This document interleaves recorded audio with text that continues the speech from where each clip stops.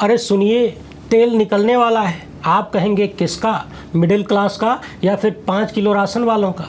तो एक लाइन में सुन लीजिए, सबका निकलने वाला है। और तेल निकालने का काम भी तेल ही करने वाला है। जी हाँ, डीजल पेट्रोल के बाद खाने वाले तेल को लेकर जो खबरें और आंकड़े सामने आ रहे हैं वो बहुत ही डरावने हैं। और ये एक ऐसा संकट है जिसका तत्काल कोई उपाय भी नहीं है। यानी लंबे वक्त तक खाने वाले तेल की क्राइसिस आपके घर का जायका बिगाड़ सकती है।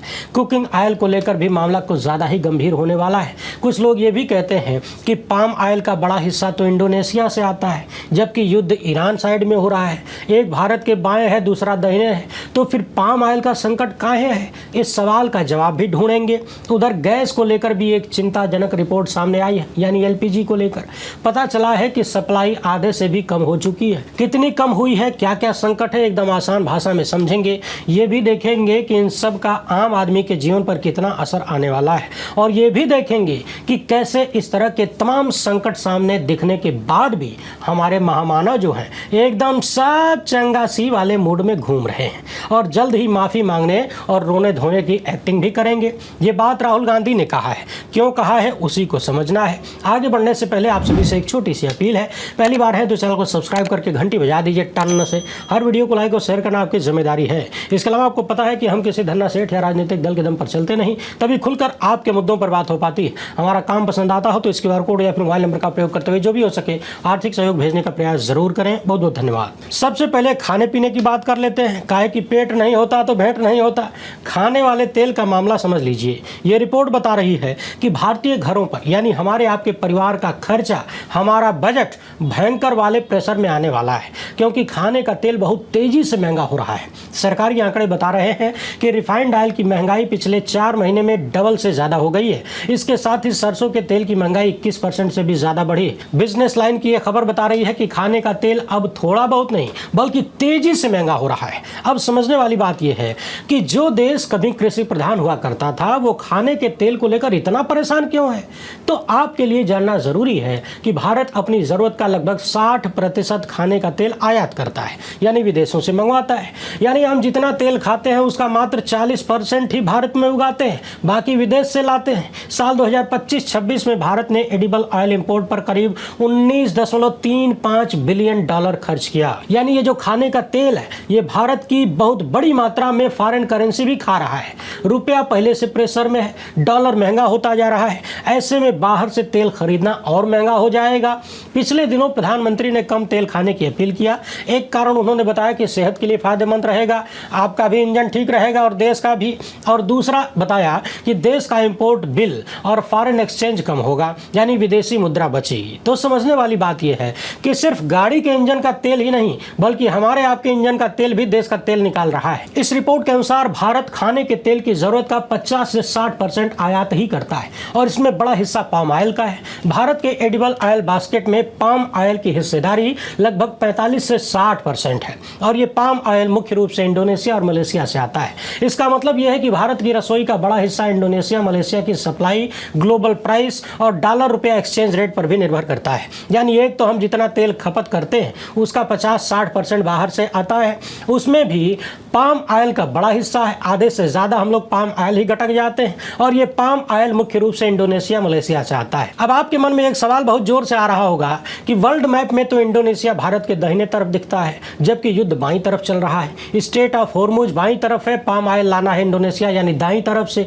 फिर पाम ऑयल का संकट कहाँ है जी? तो समझने वाली बात यह है कि यदि आपके गाँव में आग लग जाए तो पहले आप अपने घर की आग बुझाएंगे कि पड़ोसी की? तो मसला ये है कि इंडोनेशिया भी वही कर रहा है। वो अपने पाम ऑयल का लगभग 50% हिस्सा बायोडीजल प्रोडक्शन में लगा रहा है। यानी इंडोनेशिया का पाम ऑयल खाना बनाने के तेल के रूप में कम उपलब्ध है और बायोफ्यूल में ज़्यादा उपलब्ध हो रहा है, यानी प्रयोग हो रहा है। यानी इंडोनेशिया अपने पाम ऑयल का ज़्यादा प्रयोग बायोफ्यूल के रूप में कर रहा है, क्योंकि डीजल पेट्रोल की किल्लत तो उसके सामने भी है। यानी पाम ऑयल की सप्लाई कम होगी और डिमांड बनी रहेगी तो पाम ऑयल महंगा होगा, और जब पाम ऑयल महंगा होगा तो बाकी के खाने वाले तेल भी महंगे होंगे। भारत में रिफाइंड ऑयल से लेकर जो दूसरे तरह के तेल हैं उन सब पर दबाव बढ़ेगा। इस रिपोर्ट में बताया गया है कि साल 2026 में भारत में रिफाइंड तेल, सरसों का तेल, मूंगफली का तेल, नारियल का तेल, अन्य खाने योग्य तेल किस हिसाब से महंगे हुए हैं आप भी देख लीजिए। रिफाइंड तेल की बात करें तो अप्रैल में सबसे ज़्यादा दबाव बना। सरसों के तेल में भी पिछले 4 महीने में तेज उछाल आया है, 21% से ज़्यादा की बढ़त है।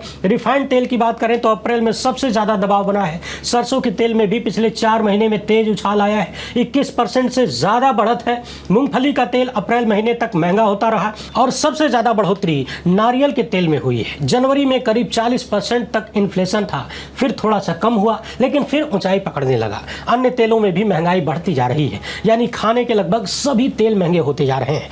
जाहिर सी बात है, एक महंगा होगा तो लोग दूसरे पर जाएंगे, वो भी महंगा होगा फिर तीसरे पे जाएंगे, तो सबकी महंगाई बढ़ेगी। और सबसे ज़्यादा चिंताजनक बात यह है कि इस रिपोर्ट के अनुसार अभी राहत मिलने का कोई चांस भी नहीं है। इनकी कीमतें लंबे वक्त तक बढ़ी रह सकती हैं। और तो और क्रूड ऑयल जितना महंगा होता जाएगा, रुपया कमज़ोर होगा, दबाव बढ़ता जाएगा, तो खाने के तेल और महंगे हो सकते हैं। यानी तेल की कीमत सिर्फ खेती से नहीं बल्कि डॉलर, कच्चा तेल, बायोफ्यूल, डिमांड और ग्लोबल सप्लाई चेन से भी तय हो रही है। अब आपके मन में आ रहा होगा कि अगर थाईलैंड से सप्लाई पूरी नहीं हो सकती तो बाकी जगह से काहे नहीं ले लेते? क्या दुनिया में कोई और देश ये तेल नहीं दे सकता?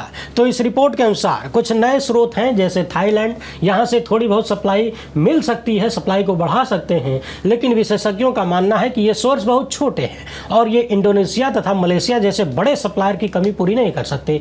इसलिए भारत का संकट जल्दी खत्म नहीं होगा। ये रिपोर्ट ये भी कहती है कि भारत को विदेशी तेलों पर यानी इंपोर्टेड तेल पर निर्भरता घटानी होगी और इसके लिए देश के भीतर ऐसे कृषि उत्पादन ज़्यादा पैदा करने होंगे जिनसे तेल निकलता है, यानी सरसों, सोयाबीन, मूंगफली, तिल, सूरजमुखी ऐसे फसलों की उपज बढ़ानी होगी। ऑयल पाम मिशन को तेज करना होगा। किसानों को बेहतर प्रोक्योरमेंट सपोर्ट, सिंचाई और बाजार की विश्वसनीयता देनी होगी। सरकार को केवल टेम्पररी प्राइस कंट्रोल नहीं बल्कि डोमेस्टिक प्रोडक्शन स्ट्रेटजी पर काम करना होगा, यानी घरेलू उत्पादन को बढ़ाना होगा। अब आप तो जानते हैं कि हमारे देश में ज़्यादातर किसान गेहूं, चावल और गन्ना ही उगाते हैं और उसके पीछे उनकी मजबूरी भी है। इन्हीं फसलों पर कायदे से थोड़ी बहुत MSP मिल पाती है। सोचिए कि हम विकसित भारत बनने का दावा ठोकते हैं, विश्व गुरु बनने की बात करते हैं और अपना खाने का तेल भी पूरा उगा नहीं सकते, आधे से ज़्यादा विदेश से मंगवा के खाते हैं। हमने अपने किसानों को इतना मजबूत भी नहीं किया, इतनी व्यवस्था भी नहीं दी कि वो देश के खाने के तेल की ज़रूरत को पूरा कर सकें।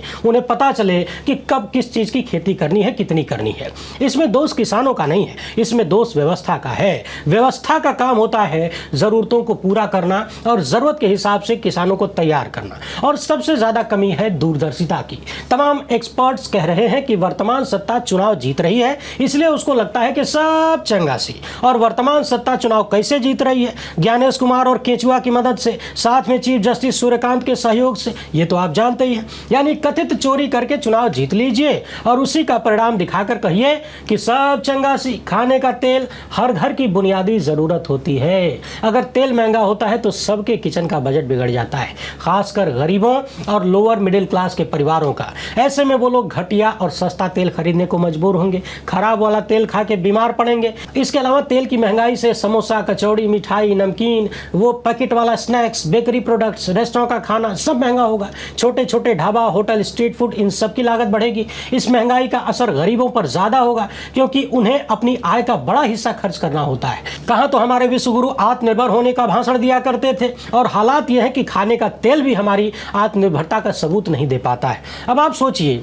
कि जो छोटे छोटे दुकानदार ठेला ठुमचा लगाते हैं, पहले ही गैस की किल्लत से परेशान है, 2 गुना 3 गुना कीमत चुकाकर गैस खरीद रहे हैं, ऊपर से खाने के तेल की भी महंगाई और हर एक प्रोडक्ट होगा महंगा। अब ये बेचारे इस कदर फंसे हुए हैं कि अगर अपने सामान की कीमत बढ़ा दें, समोसे का दाम बढ़ा दें, कचौड़ी महंगी कर दें तो ग्राहक कम हो जाएंगे और यदि महंगा न करें तो अपनी जेब से कब तक कितना खिलाएंगे। समझिए कि इन चीज़ों की ज़्यादा मार सिर्फ देश के गरीबों पर ही पड़ने वाली है। पैसे वालों को बहुत दिक्कत नहीं होगी, उन्हें तो एहसास भी नहीं होगा। वो बड़े बड़े होटलों में जाएंगे, वहाँ का बिल 1000 की जगह 1200 हो जाए तो कोई फर्क नहीं पड़ता, लेकिन आम आदमी के लिए 10 का समोसा 15 का हो जाए तो फर्क पड़ता है। यानी ये जो महंगाई आ रही है ये सीधे लात मारने वाली है देश के गरीबों के पेट पर, और सिर्फ पेट पर ही नहीं पूरे शरीर पर। और देश के गरीबों की आबादी कितनी है, मिडिल क्लास की आबादी कितनी है, ये बताने की ज़रूरत तो है नहीं। मुफ्त राशन वालों और मिडिल क्लास का हाल क्या हो सकता है उस पर हमने इन 2 वीडियोज में विस्तार से बात किया, नहीं देखें तो ज़रूर देख लीजिएगा।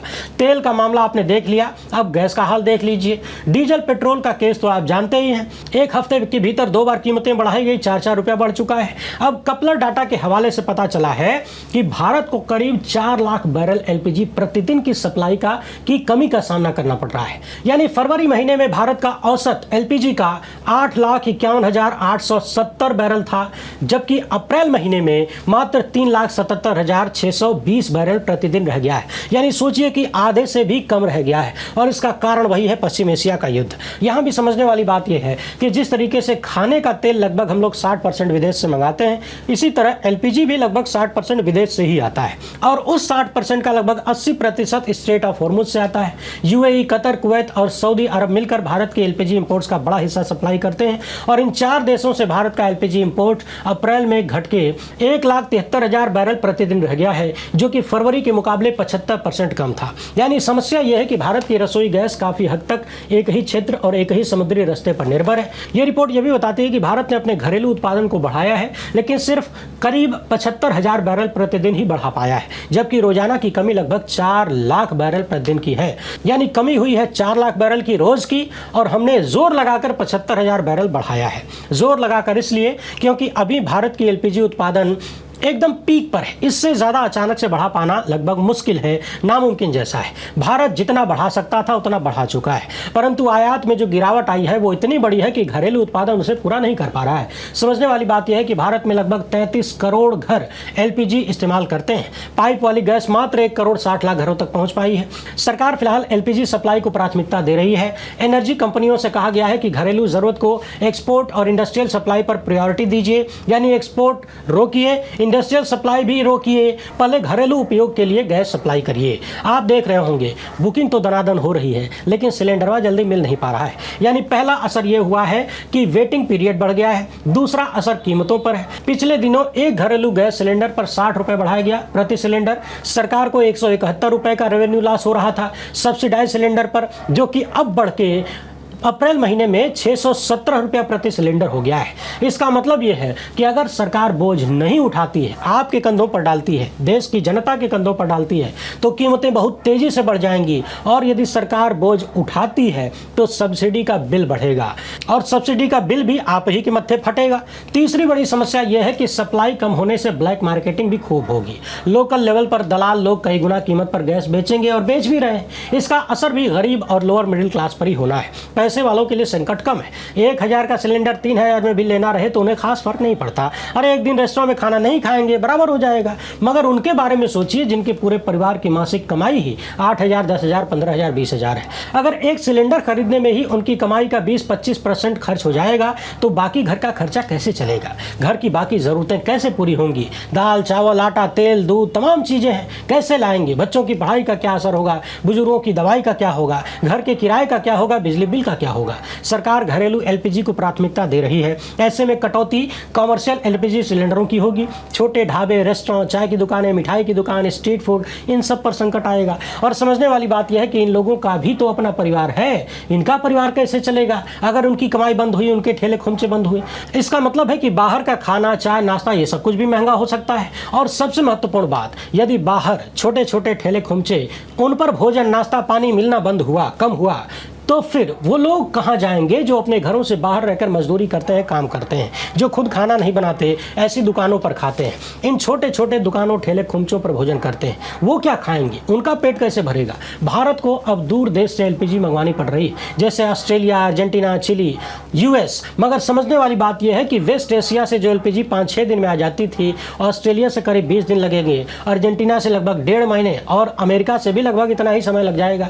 यानी शिपिंग टाइम तो बढ़ेगा ही, ढुलाई भी बढ़ जाएगी। इसका मतलब है कि गैस बहुत महंगी आएगी, सरकार को सब्सिडी ज़्यादा देनी होगी, विदेशी मुद्रा भी खर्च होगी, और इन सब का बोझ आम जनता पर ही पड़ना है। रुपए पर और संकट आएगा, रुपया और गिरेगा, डॉलर मजबूत होगा, चीज़ों के दाम कई गुना हो जाएंगे। और सबसे ज़्यादा चिंताजनक बात यह है कि यह संकट हाल फिलहाल में दूर होने वाला भी नहीं है, ठीक खाने के तेल की तरह। रिपोर्ट्स बता रही हैं कि ग्लोबल एलपीजी सप्लाई चेन को पूरी तरह से रिस्टोर होने में, यानी ठीक होने में 3-4 साल का समय लग सकता है। अगर इन इंफ्रास्ट्रक्चर डैमेज गंभीर रूप से निकला तो वायर की रिपोर्ट कहती है कि केवल स्ट्रेट ऑफ हॉर्मुज खुल जाने से समस्या तुरंत खत्म नहीं होगी, क्योंकि कई खाड़ी देशों की एनर्जी इंफ्रास्ट्रक्चर पर हमले हुए हैं। भारत के पेट्रोलियम मंत्री हरदीप पुरी का कहना है कि कोई क्राइसिस नहीं है जी, भारत के पास एलपीजी करीब 45 दिन तक चलने लायक है, क्रूड ऑयल और नेचुरल गैस स्टॉक भी है। लेकिन साथ ही साथ एक सच ये भी है कि भारत के पास एलपीजी का लॉन्ग टर्म स्ट्रेटेजिक रिजर्व नहीं है। यानी दावे चाहे कुछ भी होते रहे सरकार की तरफ से, उन दावों की हकीकत जमीन पर भी नजर आ रही है।